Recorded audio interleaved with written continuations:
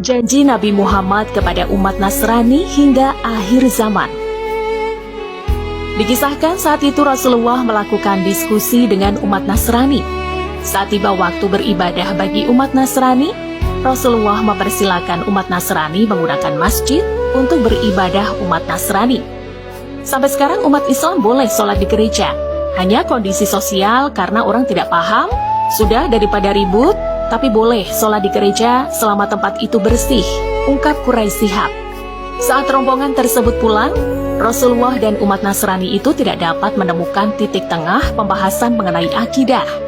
Meski memiliki keyakinan yang berbeda, dari hasil diskusi tersebut, Rasulullah membuat sebuah perjanjian antara umat Islam dengan umat Nasrani yang berlaku hingga akhir zaman. Kepercayaan umat Kristiani menyangkut Tuhan beda dalam sifat-sifatnya menyangkut diri, tapi itu tidak menghalangi Nabi menulis perjanjian.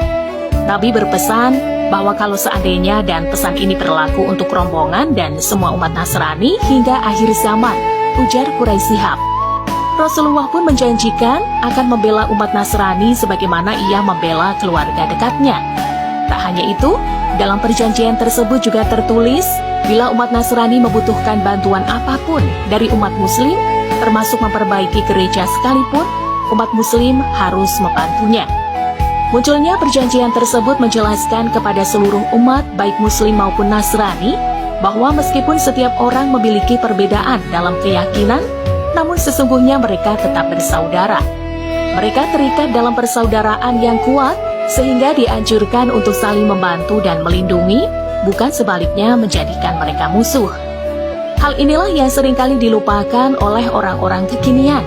Padahal, sejak zaman Rasulullah sudah ditetapkan sebuah perjanjian yang mengikat antara umat Islam dan Nasrani agar bisa saling membantu dan melindungi satu sama lain. Agama itu, semua agama mengajarkan persaudaraan setiap manusia. Semua agama. Sayyidina Ali berkata, jika kau berkata kalau dia bukan saudara seagama, maka dia saudaramu sekemanusiaan, tutur Quraisy Shihab. Butir-butir perjanjian Najran tersebut cukup panjang.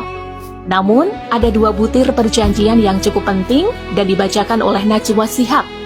Berikut butir perjanjian Najran. Buat penganut agama Nasrani, bila mereka memerlukan sesuatu untuk perbaikan tempat ibadah mereka, atau sesuatu kepentingan mereka dan agama mereka, bila mereka membutuhkan bantuan dari kaum muslimin, maka hendaklah mereka dibantu, dan bantuan itu bukan merupakan hutang yang dibebankan kepada mereka, tetapi dukungan kepada mereka, dan anugerah dari Allah dan Rasul-Nya buat mereka.